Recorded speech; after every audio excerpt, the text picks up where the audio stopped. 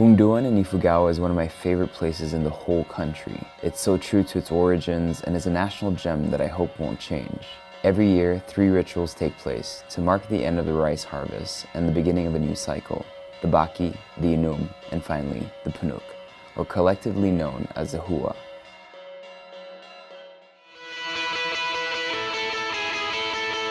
I was in Maguindanao, and to make it to the Punuk in time, we drove 5 hours from Cotabato City to Davao, flew to Manila, slept 5 hours, took a plane to Kauai and Isabela, and finally drove the 4 hours up north. Currently on the road to Banawe. It's just gonna be a lot of this going up. A total of 18 hours to reach our destination.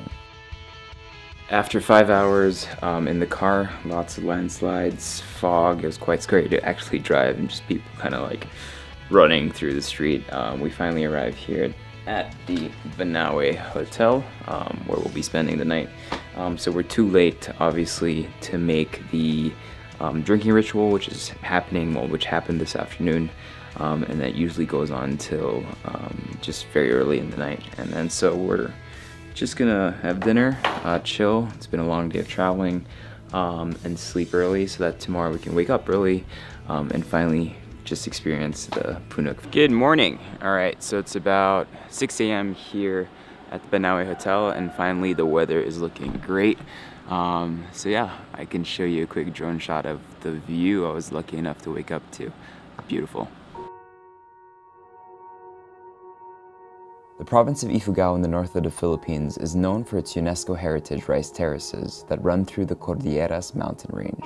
From the most famous ones in Banawe to some that remain quite remote, this province was one of the only ones that was barely affected by colonization and maintains until this day a strong indigenous culture. The Igorot is a group of about 20 different tribes that inhabit these mountainous areas. Each of them have their own roots and belief systems. The Ifugao are one of these tribes. We missed out on it, but the Baki is when an animal is usually sacrificed and inspected to determine whether the offering is good enough for the gods. This is then followed by the Inum, where rice wine in jars are shared among prayers and chants before the sun falls and everyone gets ready for the Punuk the next day. So this is where the rice wine that we had is made in these big vats right here. And it's beautiful. It's like a delicious sweeter sake. I actually don't understand why they don't produce that, because people would definitely buy that. And I'm surrounded by all the red rice that they've picked, so dry red rice. And it smells so good.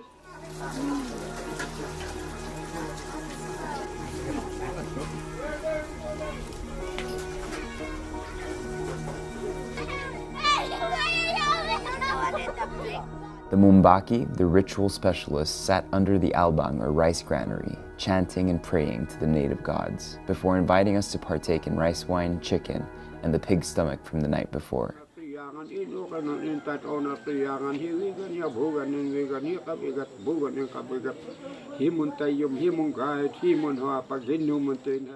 So we were told that we all get a little bit of food and some rice wine. These areas are dominated by a rice economy. Those who own multiple rice fields are the Kad-angyan. From this group, the largest landowner, the Dumapag, is designated and given the responsibility to lead all rituals. As the Mumbaki finished off his last prayers, the newly designated Dumapag sat quietly, making sure everything was being done properly. I was lucky enough to sit next to her for a little bit and squeeze in some questions before the rest of the day unfolded.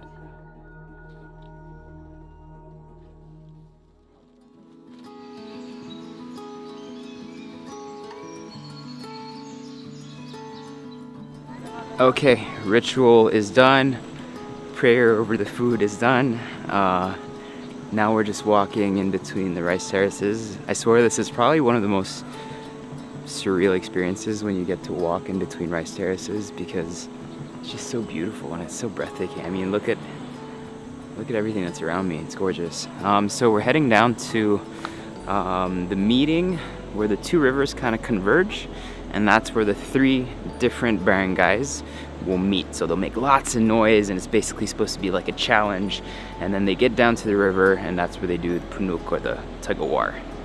The more we walk, the more we see other people going down, so everyone here that lives in all these different houses, they all know that's happening today. So everyone coming down from all the houses on the hills, we're all going towards the river. Sometimes these passageways get a little narrow. The gray sky blanketed the terraces, resembling large foreboding staircases for the gods. It was a game of patience at first, and all the spectators just looked to the hills, knowing to search for specks of red at a distance. Slowly, a glowing line of embers appears, barely distinguishable. 3 tribes descend from the hills, chanting at the top of their lungs, waving leaves and branches, towards where the Hapao River converges with one of its tributaries. All 3 are now together, Hapao, Baang, and Nung Ulunan.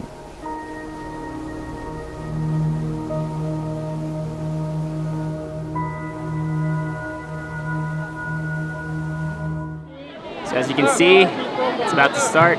All 3 tribes are here. They're all taunting each other. It's a good time.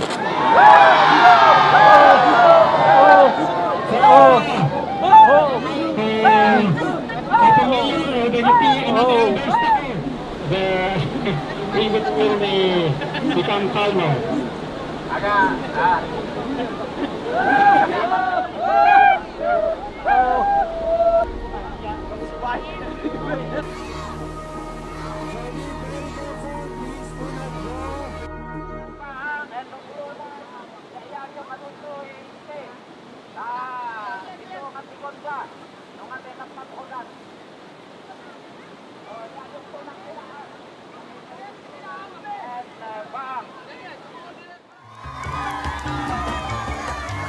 A tug-of-war then ensues in the middle of the river using the pakid, intertwined saplings of the atoba tree, connected to the other tribes with a kinaag, a ring-shaped clasp of sorts. Men and women take part, encouraged by the playful taunts of opposing barangays.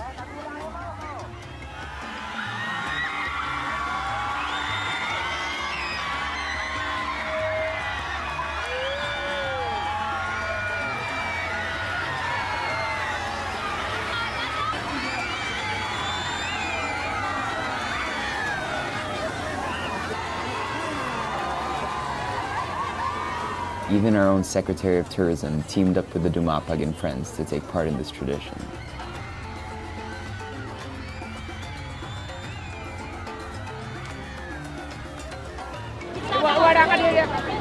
Right in the middle of everything.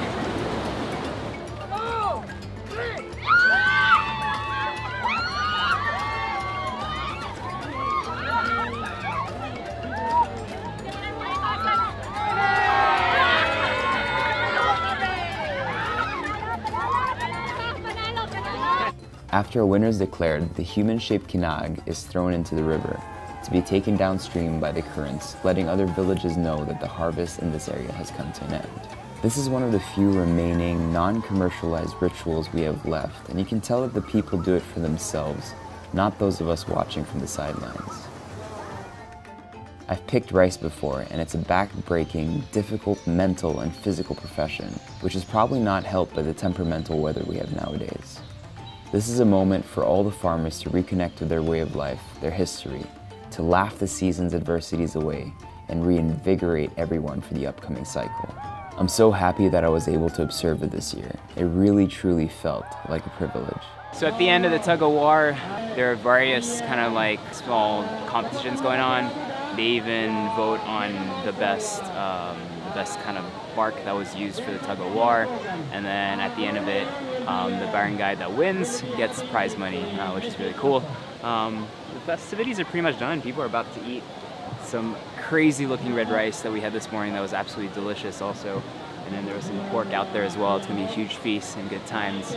Unfortunately, we have to head back to Manila.